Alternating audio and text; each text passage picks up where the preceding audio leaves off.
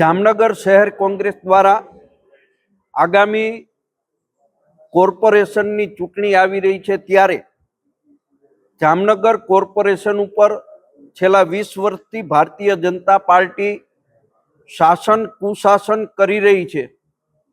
એમની સામે કોંગ્રેસ પાર્ટીએ તહોમતનામું ચાર્જશીટ આજે લગાવી છે। જામનગરની પ્રજાજનો પાસે જઈ અને એમની જે અગવડતાઓ અને એમની જે માગણીઓ હતી અને આ 20 વર્ષના શાસન દરમિયાન જે કામો નથી થયા, જે ગેરવહીવટ થયો છે, એ મુદ્દાઓને લઈને આજે અમે તહોમત લગાવ્યો છે। હું આપને પહેલા મુદ્દા ઉપર જ વાત કરું તો આ જામનગર શહેરની અંદર આખા વિશ્વને ખ્યાતનામ ક્રિકેટરો આપ્યા છે। સર રણજીતસિંહ હોય, દિલીપસિંહ હોય, જેના નામે રણજીત ટ્રોફી અને દિલીપ ટ્રોફી આખા દેશની અંદર રમાય છે। અનેક ક્રિકેટરો, વિનુ માકડ હોય, રવિન્દ્ર જાડેજા હોય, અજય જાડેજા હોય, સલીમ દુરાની હોય, આવા ક્રિકેટરો આપ્યા છે જેમના નામે ટ્રોફીઓ રમાય છે આખા દેશની અંદર, પરંતુ એ ટ્રોફી માટેનો મેચ જામનગરમાં નથી રમી શકાતો। જામનગર કોર્પોરેશનની અનાવડતને કારણે કોઈ પણ સ્પોર્ટ્સ સંકુલ જામનગરની અંદર બની શક્યું નથી।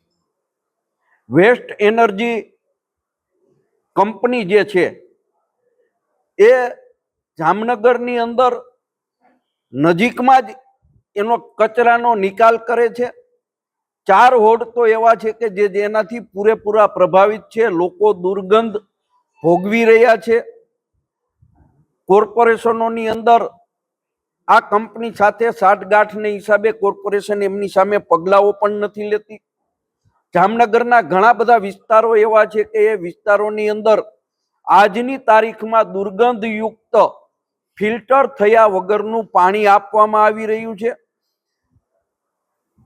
દરેક કામોની અંદર 8% થી લઈ અને 40% સુધીનો ભ્રષ્ટાચાર કરવામાં આવી રહ્યો છે। આપ સૌને ખબર છે કે જામનગરની અંદર જે બ્રિજ બનાવવામાં આવ્યો, એ બ્રિજ આમ જોઈએ તો પ્રજા માટે બિનઉપયોગી છે, પરંતુ 197 કરોડ રૂપિયાના ખર્ચે આ બ્રિજ માટેનું ઠરાવ થયા પછી 226 કરોડ રૂપિયા, 227 કરોડ રૂપિયા આ બ્રિજ પાછળ ખર્ચાણા। એમાં ક્યાંક ને ક્યાંક કોન્ટ્રાક્ટરો પાસેથી ભારતીય જનતા પાર્ટીએ અને કોર્પોરેશનના શાસકોએ મોટી મસ્ત રકમો લીધી છે। જામનગર શહેરની અંદર રોડ રસ્તાની સ્થિતિ બીજા કોર્પોરેશનોના પ્રમાણમાં અતિ ખરાબ હાલતની અંદર છે। ટ્રાફિકની સમસ્યાઓ છે અને ચોમાસા દરમિયાન અડધો ઇંચ વરસાદ પડે તો પણ રોડ ઉપર પાણી ભરાઈ જાય છે, પ્રજા તકલીફ ભોગવી રહી છે।